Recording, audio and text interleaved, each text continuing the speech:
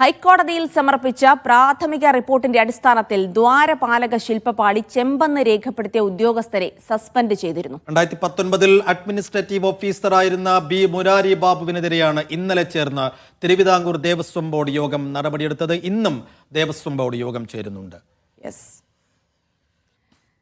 ഷിജോ കുര്യനാണ് തിരുവനന്തപുരത്ത് നിന്ന് വിവരങ്ങൾ നൽകാനായി ചേരുന്നത്.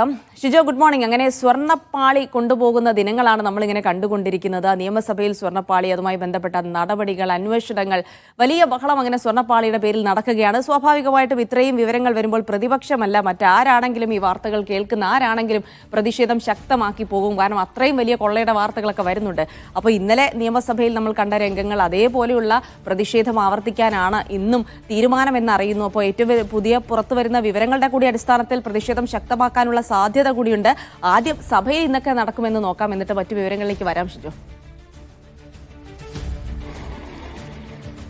Jilsy, Saifu, good morning. നേരത്തെ ഈ ഹെഡ്സ് വായിക്കുന്നതിന് മുൻപ് ജിൽസി പറഞ്ഞതുപോലെ ശബരിമലയിൽ ഇനി എന്തെങ്കിലും ഉണ്ടോ എന്നുള്ളത് നമ്മൾ സംശയിക്കേണ്ടിയിരിക്കുന്നു. അതിന് നമ്മൾ തമാശ രൂപേണ പറഞ്ഞാലും അതിനകത്ത് വലിയ ഗൗരവം അടങ്ങിയിട്ടുണ്ട്. കാരണം ശബരിമലയിൽ നിന്ന് ഓരോ ദിവസവും പുറത്തു വരുന്നത് അത്തരം വാർത്തകളാണ്.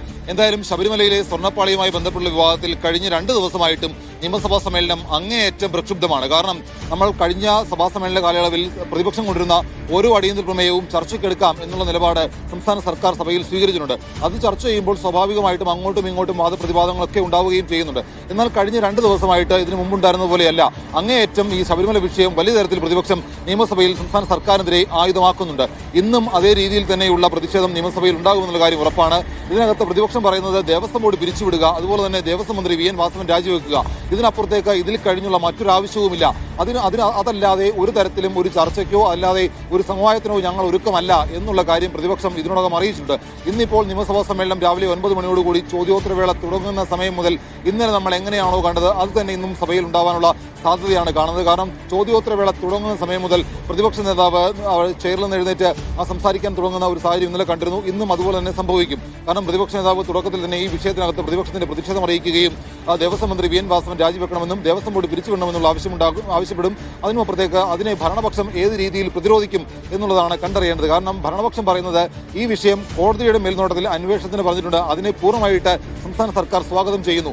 അതിനുമപ്പുറത്തേക്ക് ഈ വിഷയം നിയമസഭയിൽ ഒരു നോട്ടീസായിട്ട് കൊണ്ടുവന്നാൽ അത് ചർച്ച ചെയ്യാം, അതല്ല എങ്കിൽ പോലും ചർച്ച ചെയ്യാം എന്നുള്ള ഒരു ഭരണപക്ഷം പറയുമ്പോൾ അതിന് പ്രതിപക്ഷം ഒരു തയ്യാറാകാത്തതിനെ പ്രതിപക്ഷത്തിന്റെ വീഴ്ചയായിട്ടാണ് ഭരണപക്ഷം കാണുന്നത്. ഇത് ചർച്ചയ്ക്ക് തയ്യാറാണ് എന്ന് ഭരണപക്ഷം പറഞ്ഞിട്ടും എന്തുകൊണ്ട് പ്രതിപക്ഷം ചർച്ചയ്ക്ക് അതിന് മുൻകൈ എടുക്കുന്നില്ല എന്നുള്ള ചോദ്യം കൂടി ഭരണപക്ഷം ചോദിക്കുന്നുണ്ട്. എന്തായാലും അതേ രീതിയിൽ തന്നെ പ്രതിപക്ഷത്തെ പ്രതിരോധിക്കാനുള്ള മാർഗവുമായിട്ട് ഭരണപക്ഷം ഇറങ്ങുമ്പോൾ തുടക്കം മുതൽ തന്നെ പ്രതിപക്ഷം അതിനെ അങ്ങേയറ്റം പ്രതിഷേധവുമായിട്ട് നിയമസഭാ നടത്തലത്തിലിറങ്ങി സ്പീക്കറിന്റെ ഡയസിന് മുമ്പിൽ പ്ലക്കാർഡുകളുമേന്തി പ്രതിഷേധിക്കുമെന്നുള്ള കാര്യം തീർച്ചയാണ്. എന്തായാലും രാവിലെ 8:30 UDF കക്ഷി നേതാക്കളുടെ യോഗം ചേരുക. അതിനുശേഷം ഇന്നത്തെ പ്രതിഷേധം ഏത് രീതിയിൽ വേണം എന്നുള്ളതിനെക്കുറിച്ച് നിയമസഭയിൽ ഏത് രീതിയിൽ വേണം എന്നുള്ളതിനെക്കുറിച്ച് തീരുമാനമെടുക്കും. എന്തായാലും സ്വാഭാവികമായിട്ടും കഴിഞ്ഞ ദിവസങ്ങളിൽ കണ്ടതുപോലെ തന്നെയുള്ള പ്രതിഷേധം ഇന്നും ഉണ്ടാവാനുള്ള സാധ്യത തന്നെയാണ് കാണുന്നത്. ഇന്നും സഭാ നടപടികൾ വേഗത്തിലാക്കി വളരെ നേരത്തെ തന്നെ സഭ പിരിയും എന്നുള്ള ഒരു സാധ്യത കൂടിയാണ് നമ്മൾ കാണുന്നത്. എന്തായാലും അങ്ങനെ പോകാൻ പാടില്ല, സഭാ സമ്മേളനം ആ രീതിയിൽ അലങ്കോലപ്പെടുത്തരുത് എന്നുള്ളൊരു അഭ്യർത്ഥന പ്രതിപക്ഷത്തോട് സ്പീക്കർ ഇന്നലെ മുന്നോട്ട് വെച്ചിരുന്നു. പക്ഷേ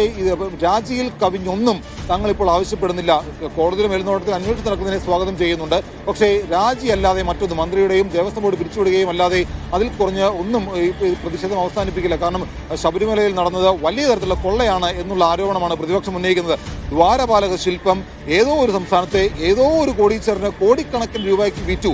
അതിന് ഉത്തരം പറയേണ്ടത് CPM-ഉം സംസ്ഥാന സർക്കാരുമാണ് എന്നുള്ള കാര്യമാണ് പ്രതിപക്ഷം പറയുന്നത്.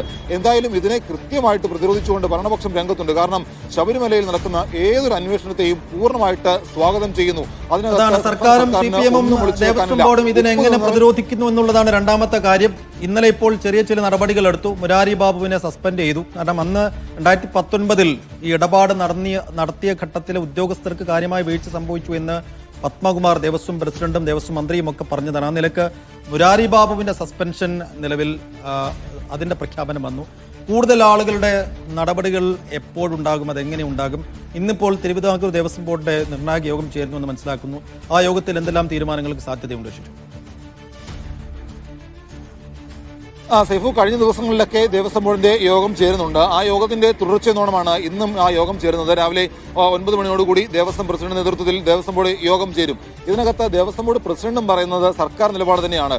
കോടതിയുടെ നിർദ്ദേശപ്രകാരം അന്വേഷണം നടക്കുകയാണ്, അത് ആ വഴിക്ക് നടക്കട്ടെ. കോടതിയുടെ അന്വേഷണം നടന്നു കഴിയുമ്പോൾ ഇതിനകത്ത് കുറ്റം ചെയ്ത ആരാണ് എന്ന് കൃത്യമായിട്ട് കണ്ടെത്താൻ കഴിയും. അവർക്കെതിരെ കൃത്യമായിട്ടുള്ള നടപടി സ്വീകരിക്കുകയും ചെയ്യും. എന്നാൽ ഇതിനകത്ത് നേരത്തെ ദേവസ്വം അഡ്മിനിസ്ട്രേറ്റീവ് ഓഫീസറായിരുന്ന വി മുരാരി ഈ പറയുന്ന ഒരു റിപ്പോർട്ട് കൊടുത്തിരുന്നു. അത് ചെമ്പുപാളി തന്നെയാണ് എന്ന് പറഞ്ഞ് റിപ്പോർട്ട് കൊടുത്തതിന്റെ പേരിൽ അദ്ദേഹത്തെ സസ്പെൻഡ് ചെയ്യുന്ന ഒരു നടപടിയിലേക്ക് ദേവസ്വം ബോർഡ് കടന്നിരുന്നു. എന്തായാലും അതിനും അപ്പുറത്തേക്ക് മറ്റുള്ള ഉദ്യോഗസ്ഥർക്കെതിരെ നടപടിയെടുക്കുന്നതിനകത്ത് ചില പരിമിതികൾ നിലവിൽ ദേവസ്വം ബോർഡിനുണ്ട്. കാരണം നേരത്തെ ഉണ്ടായിരുന്ന പല ഉദ്യോഗസ്ഥരും സർവീസിൽ നിന്ന് പോയ ഉദ്യോഗസ്ഥരാണ്. അവർക്കെതിരെ ഏത് രീതിയിൽ നടപടി സ്വീകരിക്കും എന്നുള്ളതിനെക്കുറിച്ച് കൂടിയാലോചനകൾ ദേവസ്വം ബോർഡിൽ നടക്കുന്നുണ്ട്.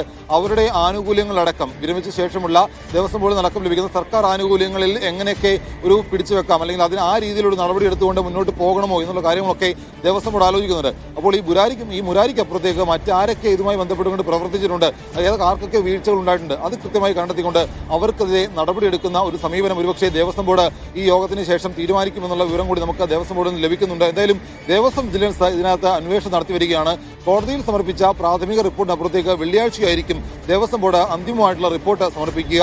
ഈ അന്തിമ റിപ്പോർട്ടിൽ ദേവസ്വം വിജിലൻസിന്റെ കണ്ടെത്തലുകൾ നിർണായകമാണ്. കാരണം കോടതി മേൽനോട്ടത്തിൽ അന്വേഷണം നടക്കുമ്പോൾ ദേവസ്വം വിജിലൻസ് നടത്തിയ അന്വേഷണവുമായി ബന്ധപ്പെട്ടുള്ള റിപ്പോർട്ട്, അതിന്റെ ഫൈൻഡിങ്സ് എന്തൊക്കെയാണ്, അതുമായി ബന്ധപ്പെട്ടുള്ള കാര്യങ്ങൾ ഒരുപക്ഷെ ക്രൈംബ്രാഞ്ചിന്റെ അന്വേഷണത്തിന് SIT അന്വേഷണത്തിന് കൊള്ളയുടെ വ്യാപ്തി പുറത്തു വരുമ്പോൾ നമുക്കറിയാം ദേവസ്വം വിജിലൻസിന്റെ അന്വേഷണം പര്യാപ്തമല്ല. അതുകൊണ്ട് തന്നെ സ്പെഷ്യൽ ഇൻവെസ്റ്റിഗേഷൻ ടീം ഉണ്ടാക്കിയിട്ടുണ്ട്. ഈ ദേവസ്വം വിജിലൻസിന്റെ റിപ്പോർട്ടിന് ശേഷം മാത്രമാണോ അത് അവർ ഇപ്പോൾ നിലവിൽ സമാന്തരമായ അന്വേഷണം നടത്തി വരുന്നുണ്ട്? ഒപ്പം തന്നെ പ്രതിപക്ഷത്തിന്റെ ആവശ്യം, അതായത് കൂടുതൽ ഇപ്പോൾ ഹൈക്കോടതിയുടെ മേൽനോട്ടത്തിലുള്ള അന്വേഷണം അംഗീകരിക്കുന്നുണ്ടെങ്കിലും വലിയ കേന്ദ്ര ഏജൻസികളടക്കം അന്വേഷിക്കണമെന്ന ആവശ്യം കൂടി ഉന്നയിക്കുന്നുണ്ട്. സ്വാഭാവികമായിട്ടും ഇതിന്റെ ഒരു വ്യാപ്തി കണക്കിലെടുക്കുമ്പോൾ അത്തരം ഒരു ആവശ്യത്തിൽ കഴമ്പുണ്ട് എന്ന് കൂടി മനസ്സിലാക്കാം. എന്തായാലും ഈ സ്പെഷ്യൽ ഇൻവെസ്റ്റിഗേഷൻ ടീമിന്റെ അന്വേഷണം എങ്ങനെ നടക്കുന്നു, ഇപ്പോൾ നടക്കുന്നുണ്ടോ?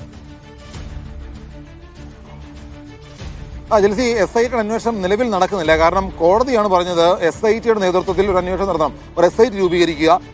ആ SITയിൽ ഹൈക്കോടതി പറയുന്ന അംഗങ്ങളെ ആ SITയിൽ ഉൾപ്പെടുത്തുക. അത് കോടതിയുടെ നിർദ്ദേശമാണ്.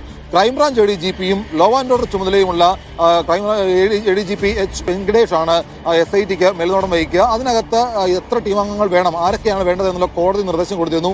ആ നിർദ്ദേശത്തിന്റെ അടിസ്ഥാനത്തിൽ സംസ്ഥാന സർക്കാരാണ് ഒരു ടീം ആ ടീമിനെ രൂപീകരിച്ചുകൊണ്ട് ഉത്തരവിടേണ്ടത്. നിലവിൽ ക്രൈംബ്രാഞ്ചിന്റെ അന്വേഷണം തുടങ്ങിയിട്ടില്ല എന്നുള്ള വിവരമാണ് നമുക്ക് ലഭിക്കുന്നത്.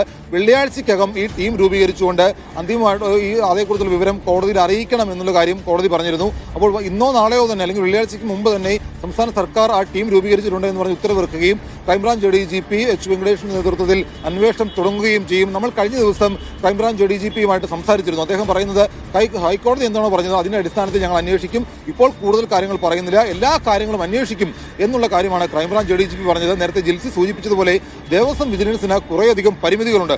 അവർക്ക് ഈ കാര്യങ്ങൾ അന്വേഷിക്കുക, കുറേയധികം ആളുകളെ ചോദ്യം ചെയ്യുക, അതിനപ്പുറത്തേക്ക് ഇതിനകത്ത് കുറ്റക്കാരാണെന്ന് കണ്ടെത്തി കഴിഞ്ഞാൽ അവരെ കസ്റ്റഡിയിൽ എടുക്കാനോ അവർക്കെതിരെ മറ്റെന്തെങ്കിലും നടപടി സ്വീകരിക്കാനോ ദേവസ്വം വിജിലൻസിന് കഴിയില്ല. അപ്പോൾ അങ്ങനെ കുറേയധികം പരിമിതികൾ ദേവസ്വം വിജിലൻസിനുണ്ട്.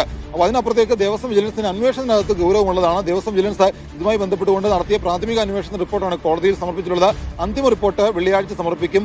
ആ റിപ്പോർട്ടിന്റെ അടിസ്ഥാനത്തിൽ ഏതൊക്കെ രീതിയിലുള്ള നടപടികൾ സ്വീകരിക്കണം എന്നുള്ളത് ഒരുപക്ഷെ ദേവസ്വം ബോർഡായിരിക്കും തീരുമാനിക്കുക. എന്തായാലും അന്വേഷണം നടന്നു വരികയാണ്. ഇതിനകത്ത് എവിടെയൊക്കെയോ വീഴ്ച സംഭവിച്ചിട്ടുണ്ട് എന്നുള്ള കാര്യങ്ങൾ ഇപ്പോൾ തന്നെ മറനീക്കി പുറത്തു വരുന്നുണ്ട്. കാരണം സ്വർണ്ണപ്പാളി പൂശി കുറച്ച് സ്വർണം ബാക്കി വരുന്നു, ആ സ്വർണം കൊണ്ട് കല്യാണം നടത്തിക്കൂടെ എന്ന് സ്പോൺസർ ചോദിച്ചത് മുൻ ദേവസ്വം ബോർഡ് പ്രസിഡന്റാണ്. അപ്പോൾ അങ്ങനെയൊക്കെ ചോദിക്കുമ്പോൾ ഇതിനകത്ത് എന്തൊക്കെയോ തരത്തിലുള്ള ചില നിഗൂഢതകൾ എവിടെയൊക്കെയോ മറഞ്ഞിരിപ്പുണ്ട്.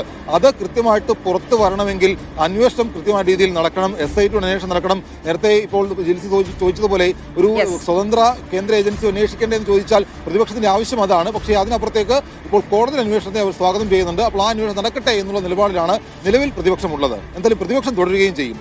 സൈഫു.